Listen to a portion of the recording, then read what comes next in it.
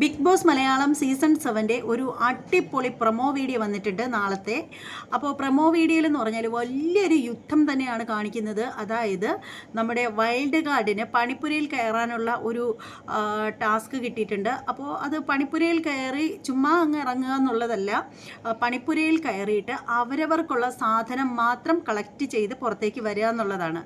അപ്പോൾ ആ ഒരു സമയത്ത് നമ്മുടെ മസ്താനിയും പ്രവീണും ഒക്കെ കയറി അവരുടെ മാത്രം സാധനം എടുത്തിട്ട് അവർ കറക്റ്റായിട്ട് പുറത്ത് വന്നു.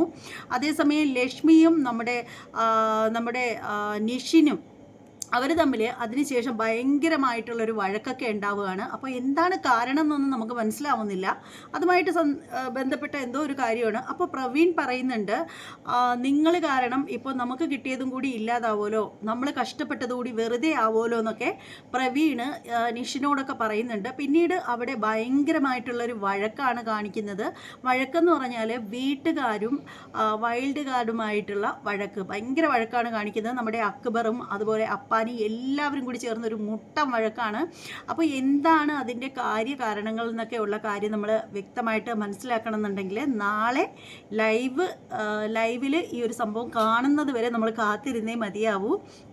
അപ്പോൾ ഓണമൊക്കെയാണ്, എല്ലാവർക്കും നമ്മുടെ ചാനലിൻ്റെ വക ഓണാശംസകൾ അറിയിക്കുകയാണ്. അപ്പോൾ ഈ ഓണമൊക്കെ ആയതുകൊണ്ട് അതിൻ്റെ തിരക്കുകളിലൊക്കെ പെട്ടു പോകുന്നത് കൊണ്ടാണ് വീഡിയോകളൊക്കെ താമസിച്ച് വരുന്നത്. അപ്പോൾ എന്തായാലും കുറച്ച് ലേറ്റായിട്ടാണെങ്കിലും ബിഗ് ബോസിൻ്റെ റിവ്യൂമായിട്ടൊക്കെ ഞാൻ വരുന്നതായിരിക്കും.